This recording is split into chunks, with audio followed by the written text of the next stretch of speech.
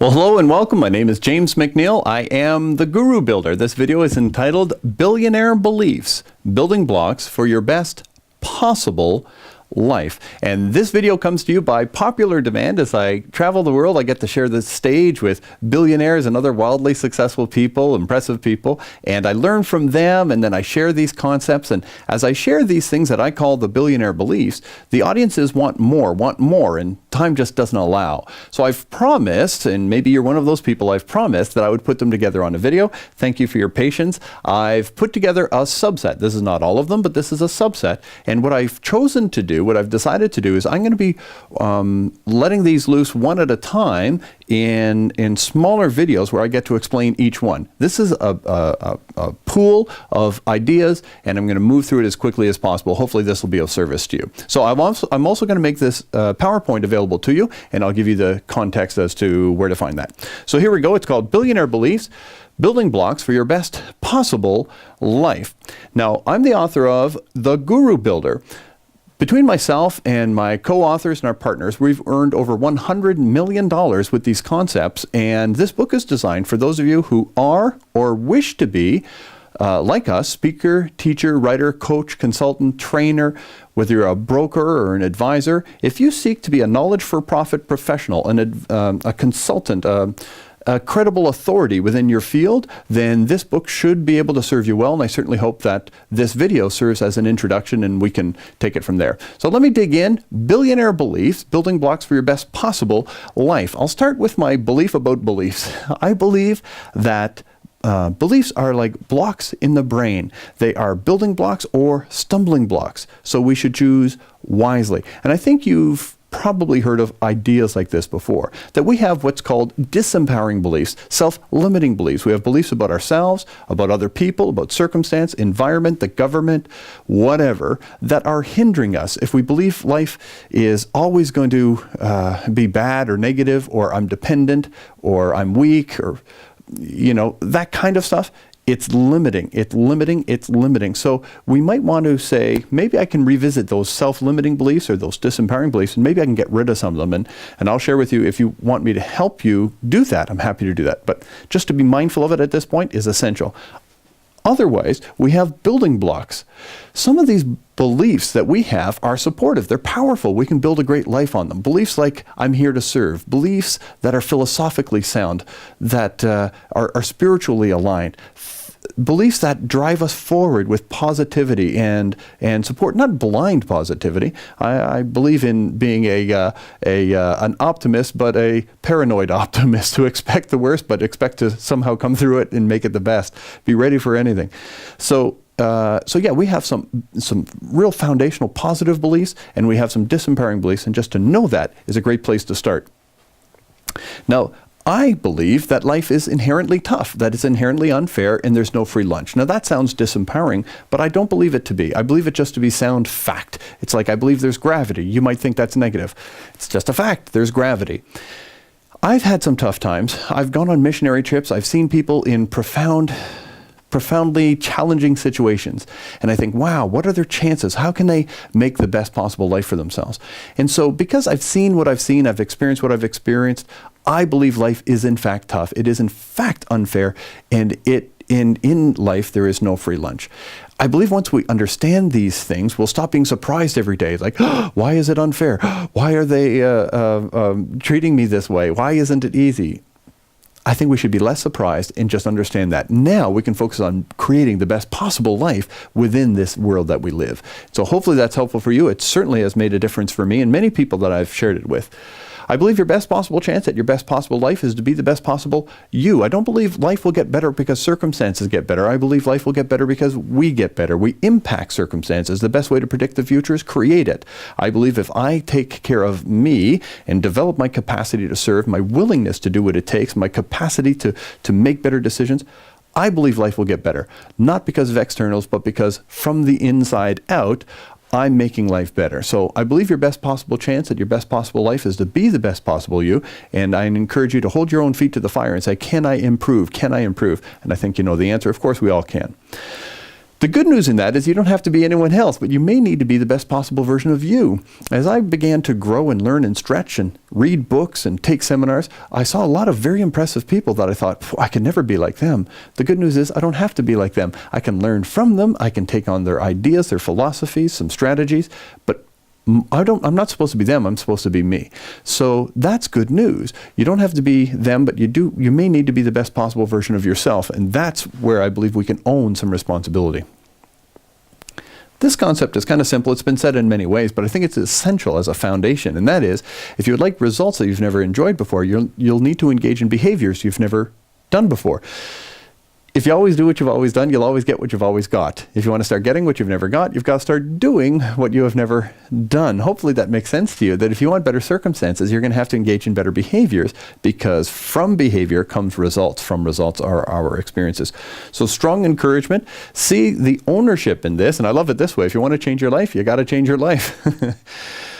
Next, if you've said, boy, I'm not sure that I've always been one of those motivational people, those drivers who just does whatever it takes, well, I want to free you from that. Because it's not that you may be different than those other people, but it may be that there's some things in the way. See, I don't believe there are any lazy people, but there are some people who are lacking in a compelling vision they believe in and feel free to pursue. And in there is a formula, and I encourage you to consider that.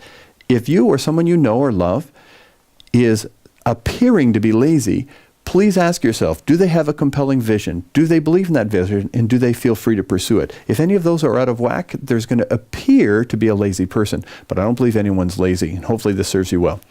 I believe we're naturally compelled to live, love, learn, and to leave a legacy. These are foundational great things, right? And herein, we begin to get a glimpse of what is the pure power within the human spirit that drives us forward. It's in there. There are no lazy people. We're all naturally compelled. And if we're out of whack somewhere, we can find a formula to identify where things are off the rails. Now, this was actually, the first time I heard this was T. Harv Eker, one of my friends. He's the creator of Peak Potentials. And his statement was, life is like a potluck. We've all brought something, right? Everyone's brought something unique. And I think this is a powerful thing to begin to ask ourselves, what is it that I brought?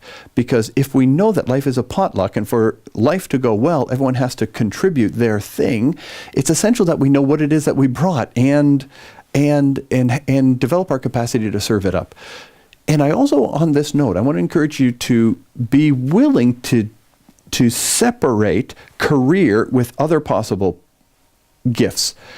Often in the business world, especially motivational speakers like myself, we often will attach a person's purpose to their career, and that's not necessarily so. Your purpose may be to be the best mom or the best dad or be the best, and I believe these are the more important things rather than just business and money.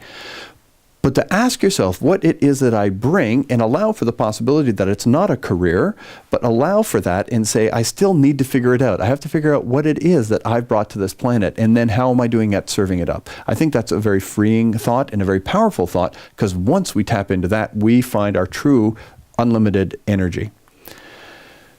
Oliver Wendell Holmes said one of the greatest tragedies of our time is most people die with their music still in them, and I believe that to be true, and I believe that to be very sad. If we will find it, let it loose, live it out, I believe the whole planet wins. The best possible chance for us to have our best possible life is for you to have your best possible life. The more you achieve, the more you accomplish, the more you serve, the better all of us are. So I really encourage that.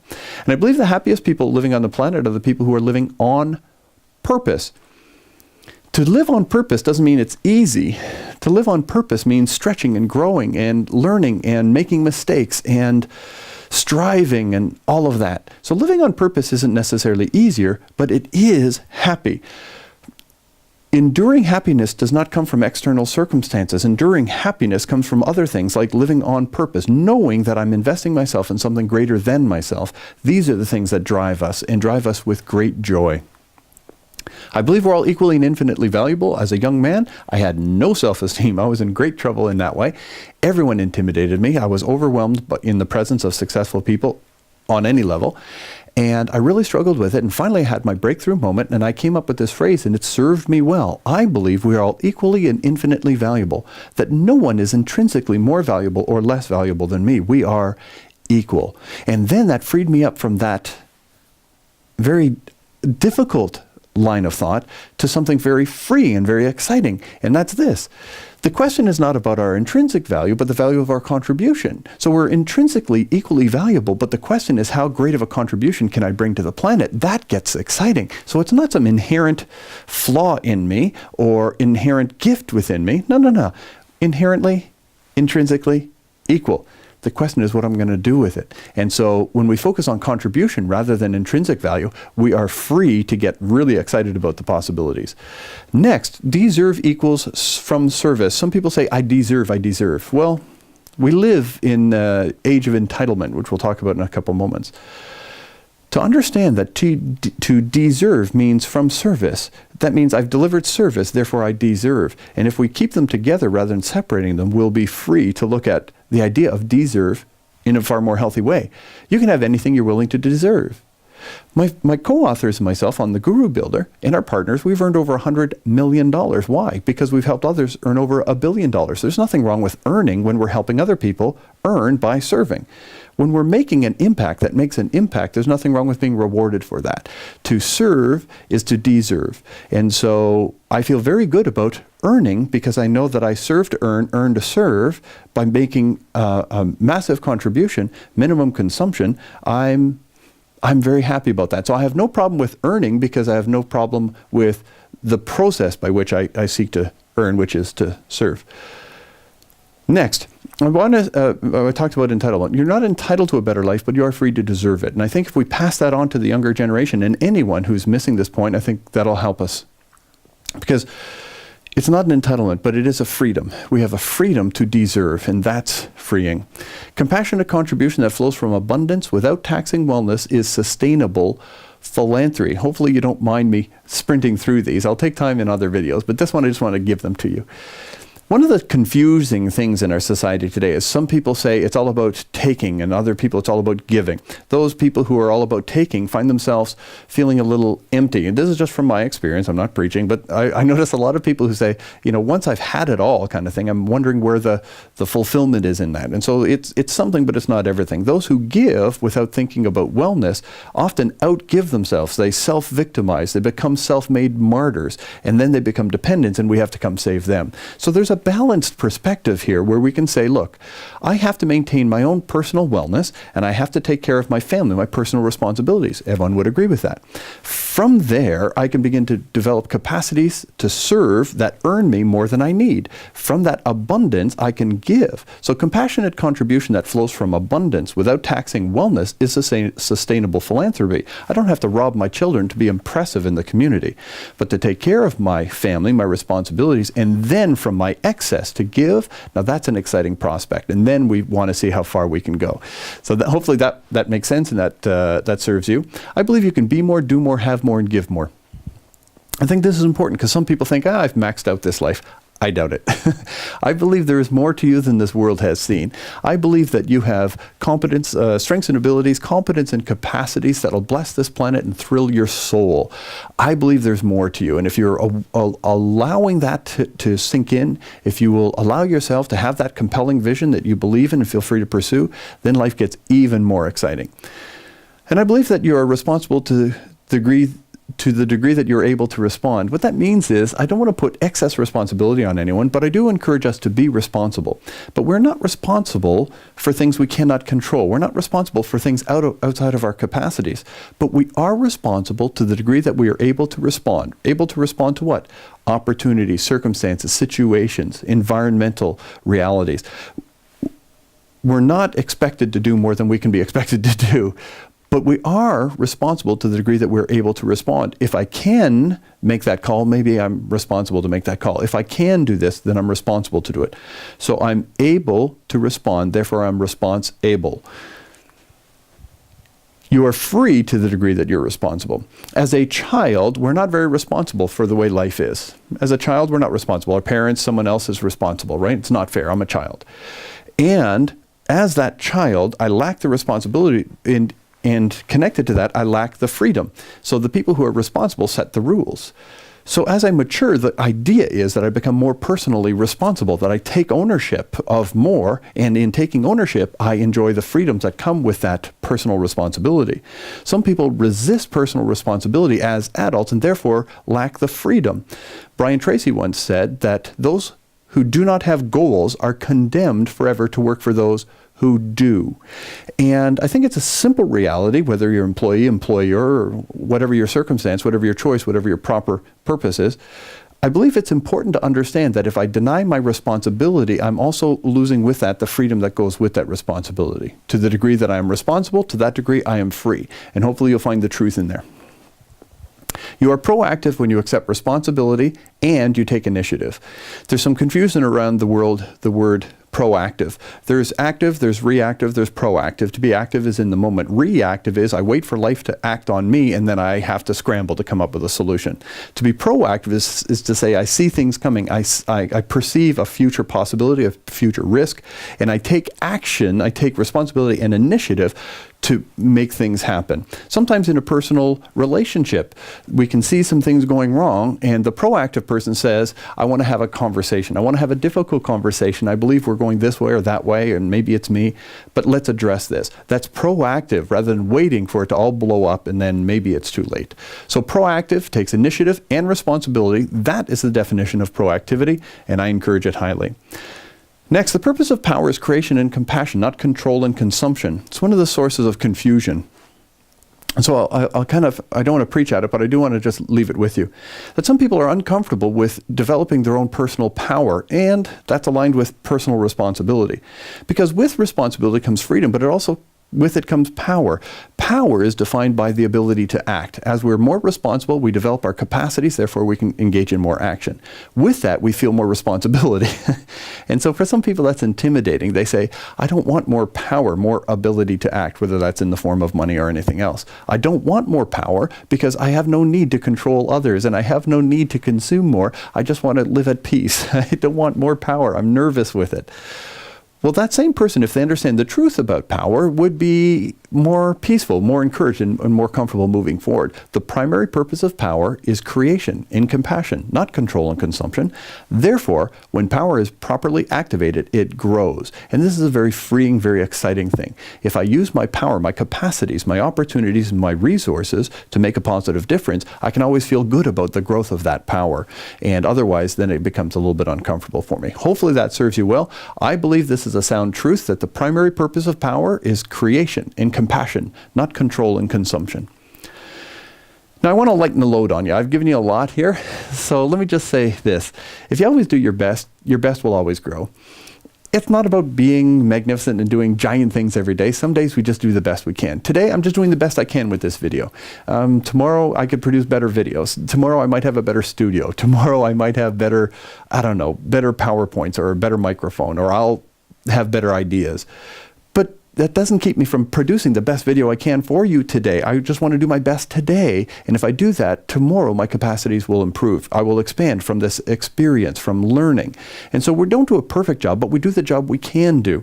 And that is one of the most important beliefs that I have. And that is you do your best and your best will always grow. So hopefully that encourages you. And on the last note, I just want to say worry less and do more. The way we produce results is by actions. Now, I'm all for learning and growing and developing strategies and systems and processes and thinking things through and planning ahead. I'm all for it. But if you're doing that when you're supposed to be acting, when you're supposed to be taking action, then you're hiding from the personal responsibility, and that costs us. So here's my encouragement to you. Do more, worry less, make more mistakes. When I first wrote Success Secrets of King Solomon, the richest man ever, my first book, I wrote it 20 years ago. I wrote it in 11 days. I made 1 million mistakes.